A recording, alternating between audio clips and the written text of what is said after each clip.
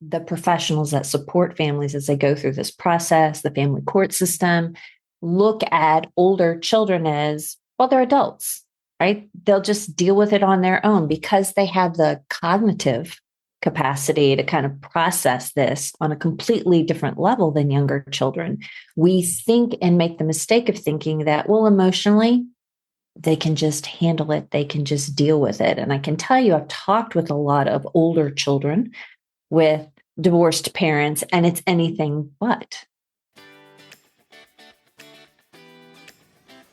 Welcome to the Divorce Survival Guide podcast, where we have open and honest conversations about co-parenting, separation, divorce, and the hardest question of all, should you stay or should you go? I'm Kate Anthony, your divorce survival guide, and I'm here to help you navigate some of the roughest waters you've ever swum in and answer some of your toughest questions. I've been to hell and back, and now it's my mission in life to help you get to the other side of this process with your sanity and your heart intact. Hey everyone, welcome back. I am really excited today to have my dear friend and colleague Christina McGhee back to unpack the complexities of divorcing when your kids are older. We don't talk about this a whole lot, but I think it's really important because sometimes we have this misconception that, I'm just going to wait until my kids are out of the house, and then we'll file for divorce and it won't impact them as much. And that is anything but true. And so often we skate over the real impact of how older kids and adult children process divorce. So today we're going to dig into why older kids are so often overlooked in this process and how to support them through it in a way that is more mindful of their experience, and also to help kids who have lived through all of this toxicity and now you're on the other side, but they're kind of left still in the muck of it. So really important stuff here. As you know, Christina McGhee is one of my favorite divorce parenting experts. She is a leader in this field. Her book, Parenting Apart, if you have not read it yet, it's absolutely incredible. It is a must-have for anyone going through divorce, kids of any age. And I basically always, despite the fact that I have been trained as a co-parenting specialist by Christina, I always just send my clients directly to her because she's the best. So without further ado, here's my conversation with Christina McGhee. Christina McGhee, one of my favorite people on the planet. Thank you so much for coming back onto the show. You might be one of my most returning guests, even though it's been a while. No since way. I've done it. Maybe. Well, it's a privilege every time I get to be here. I love it. I love it. All right. So today we're going to dive into a few topics that we don't see covered enough and that are really important, and especially around and relating to older children and divorce and how they deal with it and process it. And one of the things you just said before we hit record was that they're often kind of forgotten in the process. Let's talk about that first. Why do we forget about our older kids? I think there's a couple of reasons. One of the first is I think parents and actually the professionals that support families as they go through this process, the family court system, look at older children as, well, they're adults, right? They'll just deal with it on their own because they have the cognitive capacity to kind of process this on a completely different level than younger children. We think and make the mistake of thinking that, well, emotionally, they can just handle it. They can just deal with it. And I can tell you, I've talked with a lot of older children with divorced parents, and it's anything but. Right? They are reeling. And so I think other things happen because they are older. Like there's no guidelines, there's no set parameters for how are we going to handle holidays or how are we going to behave with one another at events. Right. There's no parenting plan. We got big kids. It's fine, right? Yeah. They don't need it. They don't. I've even had a judge say that to me. They're 17, so there's really not much we can do. They'll just figure it out.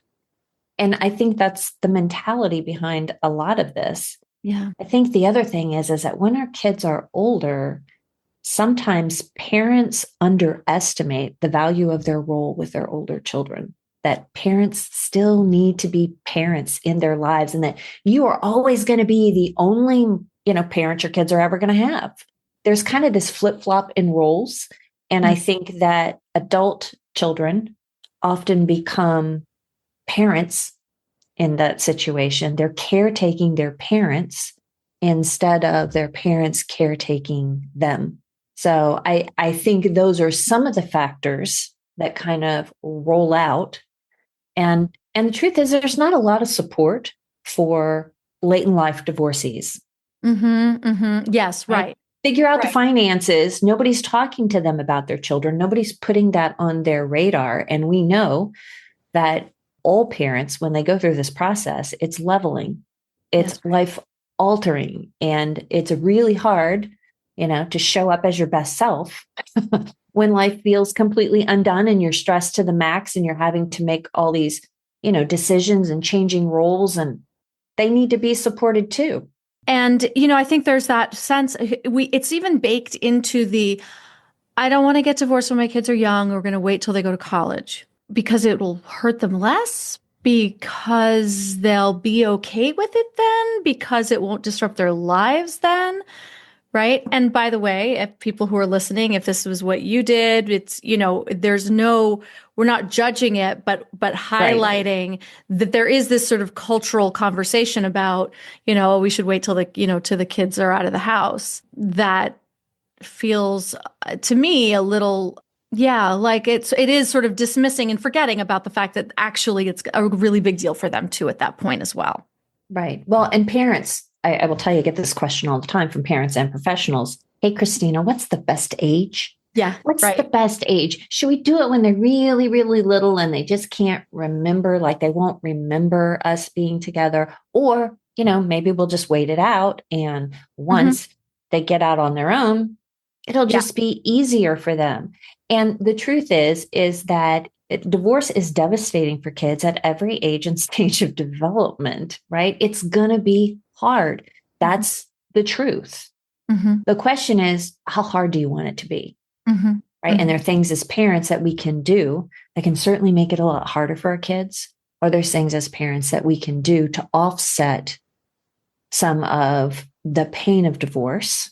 And we can show up for them in certain ways that help them cope with it, help them learn how to move life forward as the family changes. And there's something about being really intentional about it, right? At every age and stage. Yeah. In this conversation, we want to sort of, some of the questions that I get a lot are, my kids are older. I didn't get out when I probably should have, and I exposed them to a level of toxicity that I know is having an impact on them now as adults. Yeah. What do I do? How do I support them? How do I move them through this, right? Because they are wanting to support them through it, but also they're adults and they don't know what their role is. And also they feel guilty. Right? So what would you say to parents of adults that are going through this now and that are feeling just shitty about it, guilty? Yeah. Well, so first of all, those feelings all make sense to me. Right? As a parent, one of the hardest jobs we have in the world is watching our kids hurt. And it doesn't matter whether they're 3 or they're 33. It's never easy to sit back and watch your kids struggle. And yes, some hard things happened. Maybe you could have left earlier. Yeah. Maybe it wouldn't have made a difference. Divorce is not, and I'm not trying to minimize this on any level, but divorce is not the only challenging thing that's going to happen in your children's lives, right? There are a lot of things that will happen over the course of their lifetime. And I encourage parents to embrace this opportunity to really help their kids shore up, really help underscore that this is hard and together we're going to find a way through it. You can handle hard things, right? To find some way to embrace the uncertainty. We don't have all the answers, but we're going to figure it out together. Yeah. And I think, again, it comes back to this idea that if you truly want to be useful and helpful to your children, how you show up is so critical. If you show up as a hot mess and you're losing, you're absolutely, yes. So how can you show up in a sturdy and grounded way? Because kids are going to follow your lead. Again, no matter how old they are, right? You are still the parent. And so how are you going to guide your kids through this process? How are you going to hold space for them to process their feelings, to be that place, that soft landing for them when life does feel undone? And it's certainly not easy, but I would say is probably the most important thing we can do for our kids. And I think that goes for everything. It's, whether it's at drop off, right? When you're leaving your kids at school for the first time, right? It's, you're going to have a great day. I know this is hard, right? As opposed to, I know I'm going to miss you too, right? Like, oh my God. Yeah. Right? And same thing with custody exchanges. Mommy, don't go. I love you. I'm going to miss you.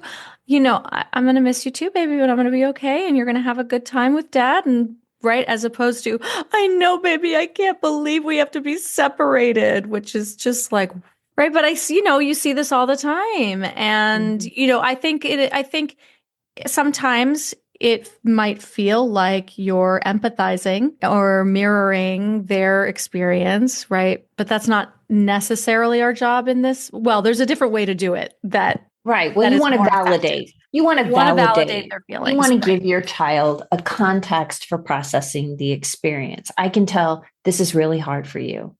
Gosh, it's so tough to leave someone you love. It's tough to have the people you love most in the world be in two different places. I get that. That makes sense to me. And in this moment, we've got to find a way how to handle this change, right? How are we going to handle this big change? Life needs to move forward. Right. So you can validate and still be that sturdy. And with older kids as well, like we want to help our children trust their feelings. Right. That's right. And the way we do that is by recognizing, validating, I see you. I get that. Gosh, that makes sense to me. And. Right. Yep. And there's a temper tantrum happening. And it's like, yes, I know that you want to stay at the party and the party's over and we have to put our shoes on. Yeah. Yes. Parties are fun. I don't want to leave parties either. And the party's over. Let's talk about when there's their kids start to recognize the patterns and see the things and they start to name the things, right? So for example, maybe as kids get older and there's the divorce and they're like, daddy is, really mean and he yells a lot. Is that why you got divorced? Or, oh, I know why you left daddy because he's, I think he's an alcoholic or all of those things. And you're walking that line. And we've talked about this before on the show, walking that line between validating their experience and not lying to them. Right. Right. Without throwing the other party under the bus. But also yeah, that's true. Right. And then beyond that, well, then why do I have to? You don't want to live with him. Why do I have to? Take it away. Yeah. Oh, you gave me such an easy setup. Yeah, gosh, fix that problem, Christina. Well, that is the thing. I don't think there are any easy fixes for those really hard and complicated situations. I would say that the time to be talking to kids about things like addiction or abuse is not years down the road. I think we need to talk about the elephant in the room. Yeah. In an age-appropriate way. Yeah, sure. In a way that doesn't, you want to focus on the problem, not the person. And so you talk about the problem, and the problem isn't that mom or dad is a bad person. mom or dad has a problem, and the problem is, right? And that's a really hard problem. And we hope that over time, maybe different choices are made. It's really so hard to see somebody you love, struggling, or a parent that doesn't show up. God, that's really disappointing when you shared your feelings with dad and dad hollered at you about it, or it didn't feel like dad's hearing you. And the truth is that parent's personality may not be the only difficult personality your children's going to encounter in their lifetime either. And so the question becomes not how can we change or fix or explain away the other parent's behavior, but how can we notice that behavior, notice how it feels to us in relationship, right, with that person. And just as I tell divorced parents, you can focus on what the other person is doing, but that's not really going to be helpful to you. How can you focus on what you can control, which is your feelings, how you process it, how much emotional energy you give to it? Which is hard for somebody with an underdeveloped prefrontal cortex. Yes. Right? Because everything you're saying, it's like, yes. And all of those things are very adult concepts. And yes, we have to teach our children those concepts early, but also expecting them to do them in a moment when they are having big feelings and they're not with you. That's hard. It is super hard. And it's not a one and done. Mm-hmm. Mm-hmm. Like if you're expecting that you're going to have one conversation with your kids and they're going to, got it? Yep. Got it. Right. Okay. We're good. We're good here. It's going to be continually circling back, having conversations, paying attention to the timing, helping them develop ways of handling those feelings. Mm-hmm. Mm-hmm.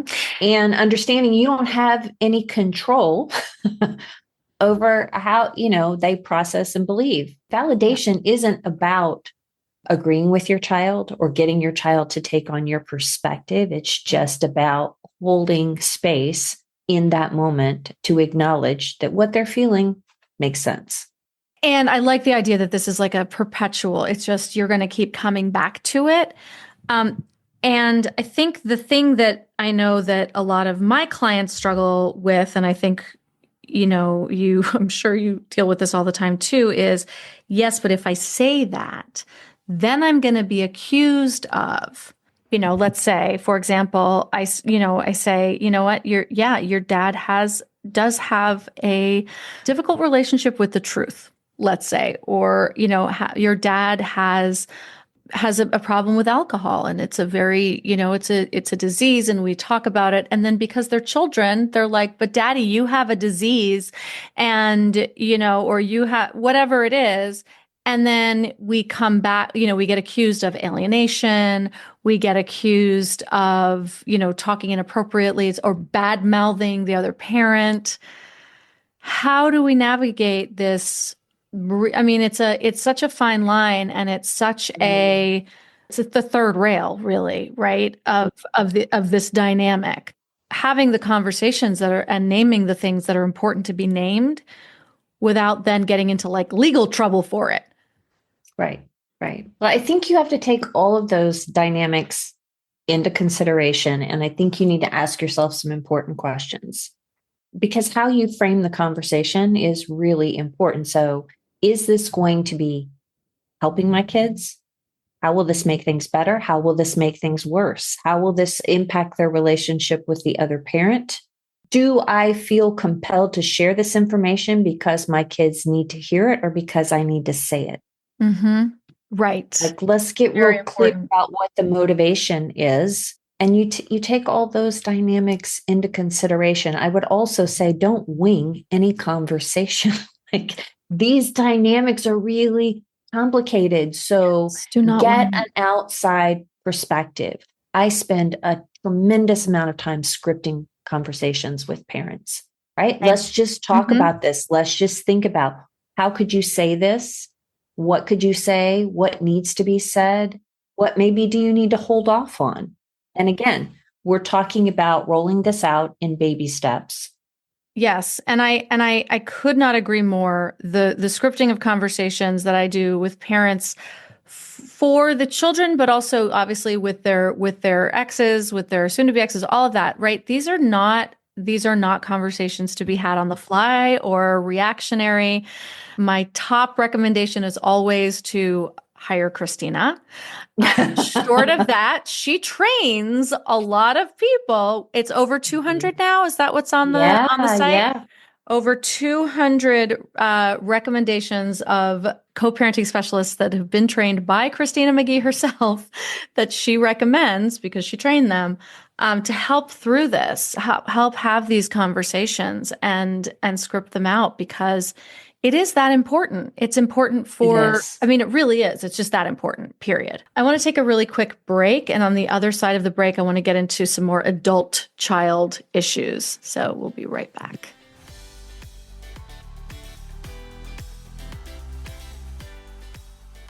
Divorce is overwhelming. I know. I've been there. That's why I created a set of tools to help my private coaching clients navigate the process with clarity and confidence. Now those same tools are available to you in the Divorce Survival Guide Resource Bundle, a collection of over 20 documents to support you at every stage. Inside, you'll find things like how to tell your kids you're getting a divorce, a comprehensive parenting plan template, questions to ask when hiring an attorney, tools for processing relationship grief, plus my divorce planner to track everything from finances to custody arrangements, and 20 more resources I can't even get into listing here. These are the exact resources I created for my clients, now available for anyone going through divorce.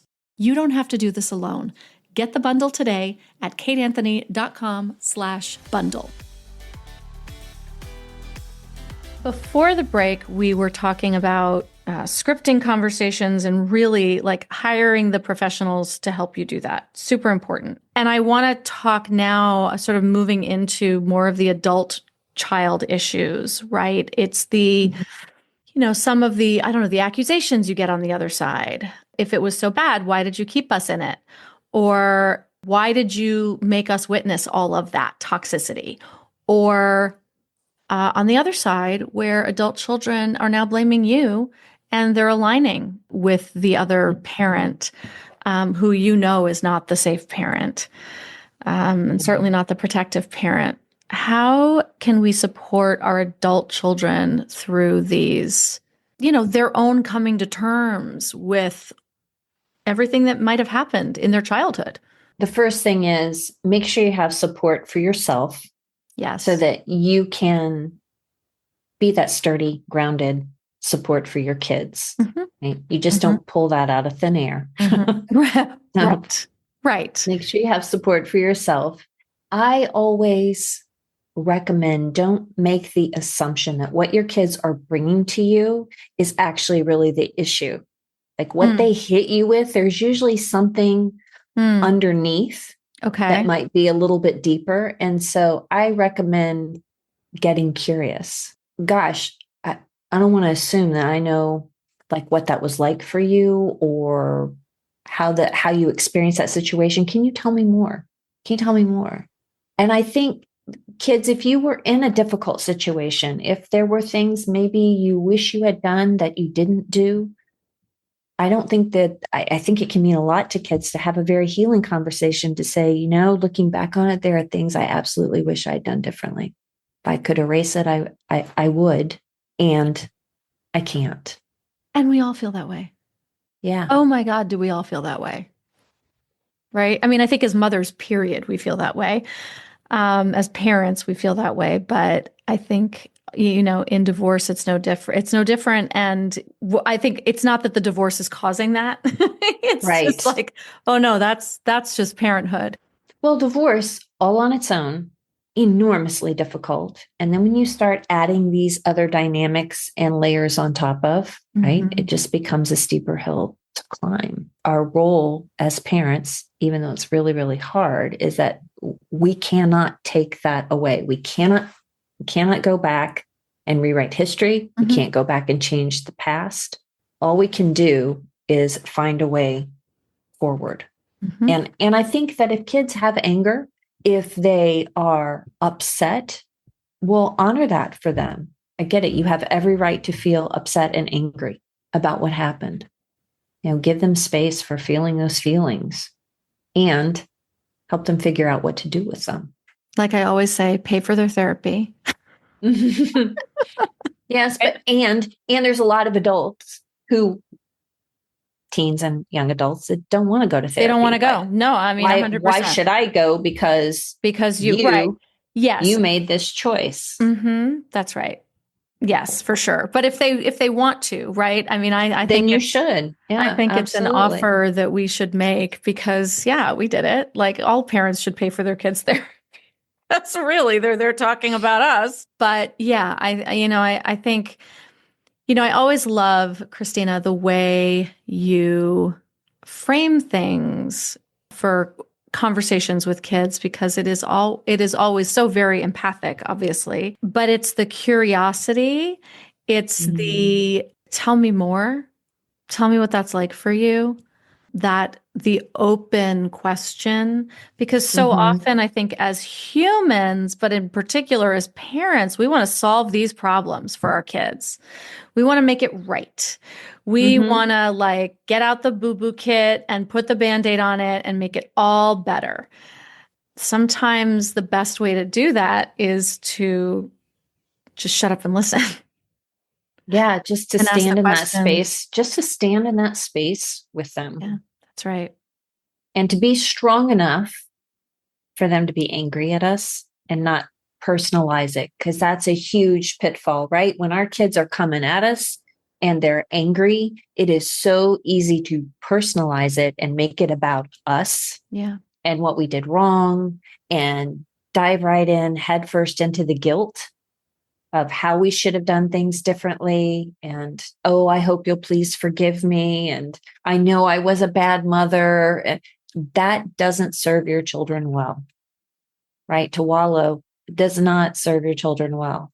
What they need is for you to be strong enough to handle that anger, to give them that space, to handle the upset, the sadness, the regret, and be in that place to ask those questions, to be curious with them and to say, yeah, you've gone through a lot. And what about the ones that are now turning away, that are aligning with, let's say, an abuser, that are really like they feel their kids slipping away? Well, I would say, again, I'm going to say the moment you start even having an inkling, get support. Yep. Because I can't tell you the number of parents I run into who wait it out, or they say, I'm not going to worry about it. My kids they're going to see what that parent is really like, and they're going to come back to me. They're going to realize I'm the victim in this equation, and, they will find their way back to me. No, you need to find some way to keep your foot in the door. You need to find some way to maintain that connection, and don't wait, because there's so many well-intended parents who are coming from a place of respect and love that actually make the situation worse. Say more. Well, I think when you are having a parent that is actively campaigning against you, right? Some parents might say, well, I'm not going to put my child in that situation, so I'm not going to say anything bad about the other parent. I'm not going to. I'm just going to be quiet. And in those circumstances, silence isn't golden. Right? Your kids need a context for understanding. Now, that doesn't mean that you give what you get. Doesn't mean that you start trashing the other parent. However, kids are going to be confused by the information that they're hearing. And they need a context for understanding that. So, maybe your child comes to you, why did you lie about things? My other parent said XYZ. Gosh, I'm really sorry you had to hear that. What do you think about what your other parent said? Does that feel like truth to you? Yeah, I don't agree with what they said. And you need to understand that even though dad may be angry at me, that doesn't mean you have to be angry at me. Even though mom is really unhappy with me, that doesn't mean you need to be unhappy with me. Like, our problems are not your problems. Yeah. And so we start developing a framework that gives our kids another perspective. We don't have to agree or fight back, but we do need to give them a context to process. It's enormously confusing when kids hear bad things about one of their parents. Yeah. Like they're wondering who's telling me the truth, who should I believe, who's right, who's wrong, right? Yep. And the older they get, the more confusing it gets. That's right. And sometimes, the truth, again, we always talk about this, like whose truth, right? What's the truth? It's very subjective. What I see a lot is a parent, as we just said, sort of, erring on the side of, oh, I don't want to say anything because it'll look like I'm bad mouthing the other parent. So I'm just not going to say anything. But meanwhile, the other parent is, filling the kid's head with lies or just stuff that's just not appropriate. And so since you're not counteracting it in any way, they actually don't know who to trust. They really don't. And sometimes the truth, like the actual objective truth, well, actually, that's, I'm sorry that your dad said that, but actually that weekend I'm sorry to say, but he was arrested. Or whatever is the quote truth that you're, protecting your children from, that can be such a relief to the kids, painful and horrible, but also a moment of clarity. Yeah. And I've seen it with, in our family, we've talked about this, where the truth is horrible and the truth is difficult, but it's also really clarifying. Right? When you've got a kid that's going, I don't know who to trust. And then you give them enough information that they go, oh, now I know who to trust, but boy, does that suck. Yeah. Right? That information is really hard for me to process and deal with, but also now I know who to trust. Like we're not protecting them when we think we're protecting them sometimes. Right. And I think we have to be really careful about how we navigate those conversations. 100%. But I don't believe that silence is golden. We do need to help our kids make sense of what they're experiencing and try to do that in a way that is age appropriate and that doesn't draw them further into the middle. Mm-hmm. There is the guilt and the shame in particular that we can feel for having exposed them for so long to something that was toxic and was damaging.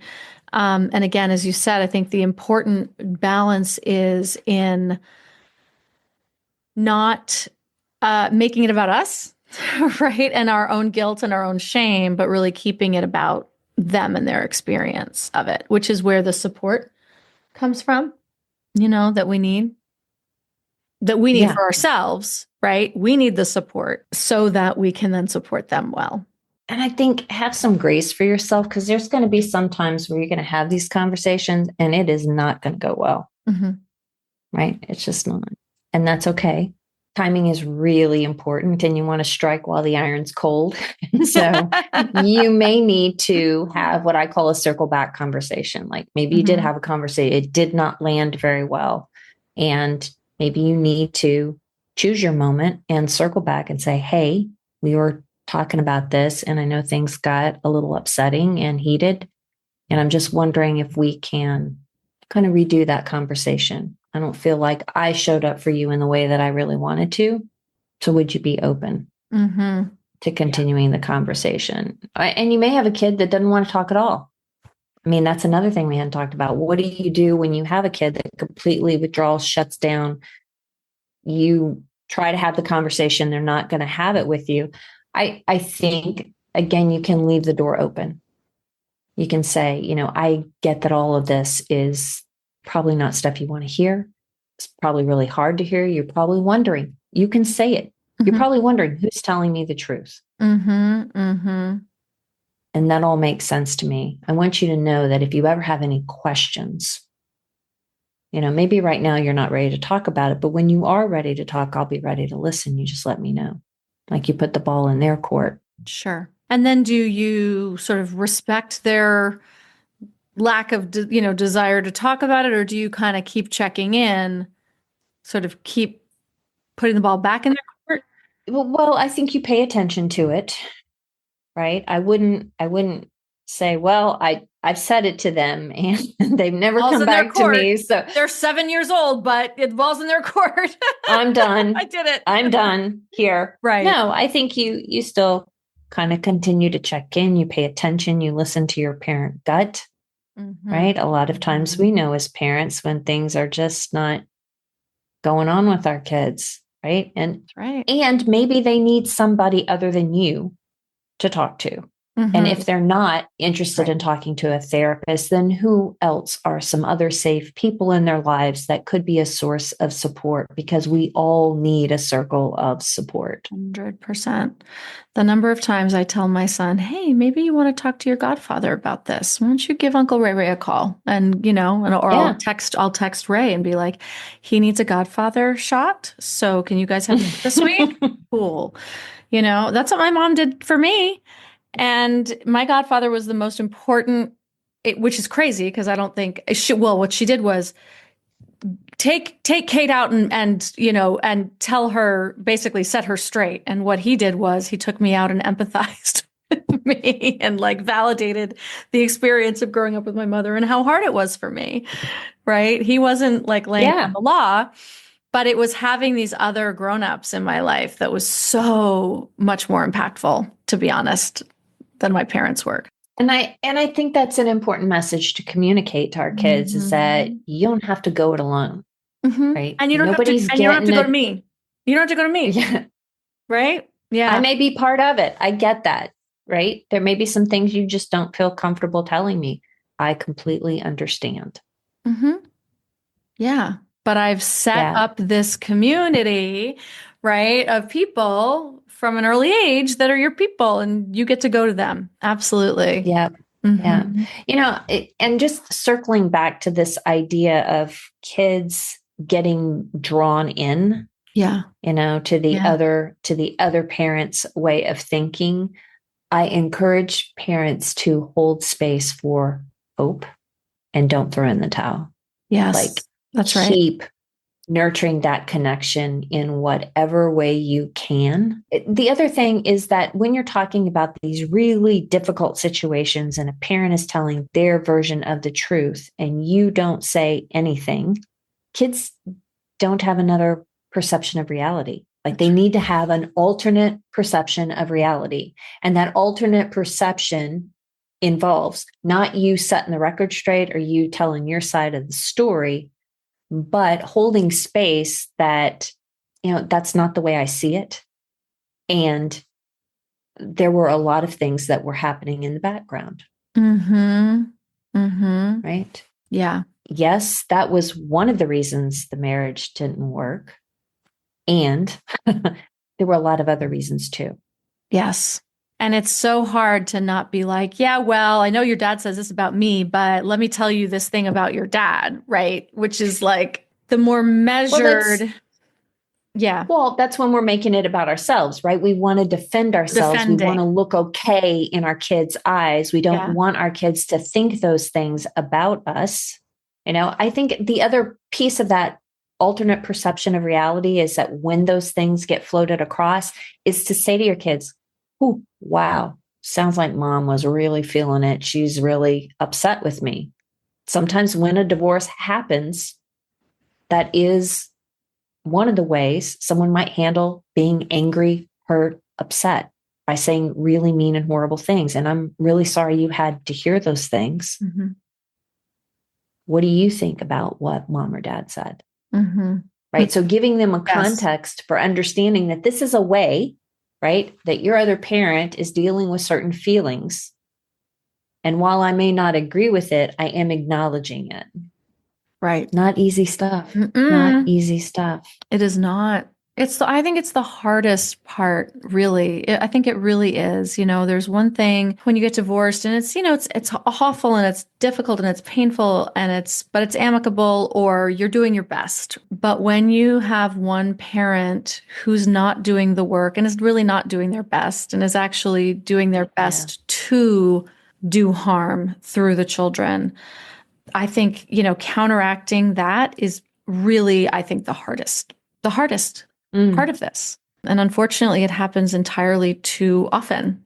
Yeah. Well, it is definitely, and I think this is where a professional can be very helpful Yes. because it is not it either it is or it isn't, right? It's on a spectrum, on a continuum. There's a lot of shades of gray in there. And I think it's really important to have somebody kind of help you look at all the different dynamics that are involved in your particular situation. Yeah.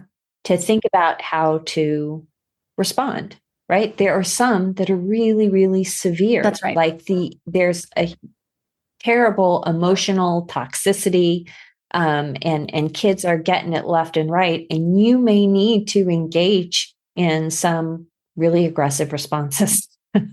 You may need a whole different level of support as opposed to a parent who, in the early stages of divorce, their other parent is engaging in a lot of bad mouthing. Right? Those are very different ends of the spectrum, right, and very different responses. With bad mouthing, a lot of times the parent is really damaging their own relationship with the child, right, for not sure. yours. Right? That over time, kids are going to resent hearing an earful every time they mention your name, with the parent. There's a lot of other different situations that need to be addressed very carefully. And I think having somebody who's not emotionally invested in your particular situation, who can give you that perspective, can be enormously helpful. And I personally always recommend that you call Christina. My clients know this. I'm always like, I don't know, call Christina. I mean, I do know, but also I've been trained by you and I follow you and I know you and I have sought your counsel personally. I know what you would say or how you would do things, but then there's also the level of, oh, we need a higher level of intervention here. That's when I say call Christina. When sometimes people need a higher level of intervention than me, just depending on the circumstances. Right. Yeah. Sometimes they need the legal aspect. Yeah. But I think having the opportunity to kind of process with somebody helps us shore ourselves up first. Yes. So that we can truly be there for our kids. And I just can't emphasize that enough, that process of co-regulation, right? Where you can be that rock for your kids is really, really important. Yes, because you have to be regulated first so that when they're dysregulated, they can sort of borrow that energy from us, or we can lend it. Right? We're a grounding force. Yes. Well, and research tells us that, the level of reactivity we have to certain situations shifts when we can name it, right? When we can name what's happening. That's right. And that, I think, is the piece that we often miss as parents, is really naming those situations for our kids. There's a lot of value in that. And that doesn't, regardless of whether they're littles, middles, or adults, right? It is really, really enormously valuable to feel seen and heard.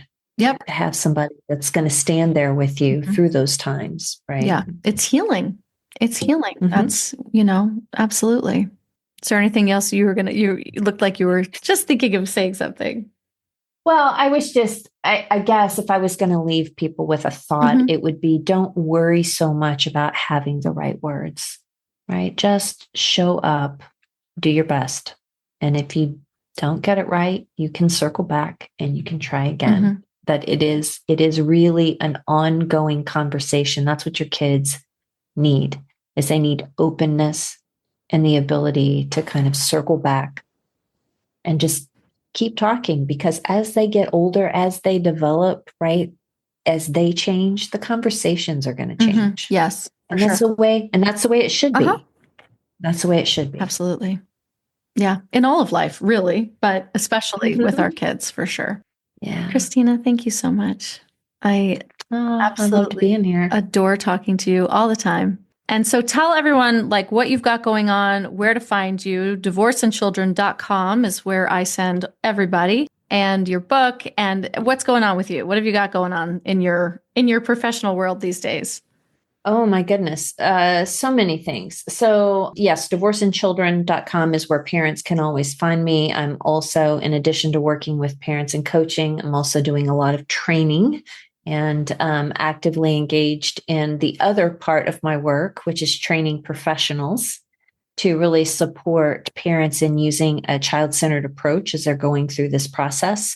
Anybody that's interested, any professionals out there that are interested in finding out more about having a child-centered approach and how they might integrate it into their work can find me at co-parentingspecialist.com. Highly recommend. I have taken Christina's co-parent specialist training. It's amazing, insightful, and important, super important for anyone who's working in this arena or just adjacent. I know I have a lot of therapists who listen, and we're dealing with this with your patients all the time. This is really important training. So highly recommend. Thank you so much, Christina. Oh, thank you. I love being here. I love having these conversations. Me too. Love and adore you. Thanks for tuning in to another episode of the Divorce Survival Guide podcast. If you like what you hear, head on over to Apple Podcasts or wherever you listen in and leave me a review. And don't forget to follow me on Instagram at the Divorce Survival Guide. I'll see you next time, and until then, remember, you, my love, deserve to be happy.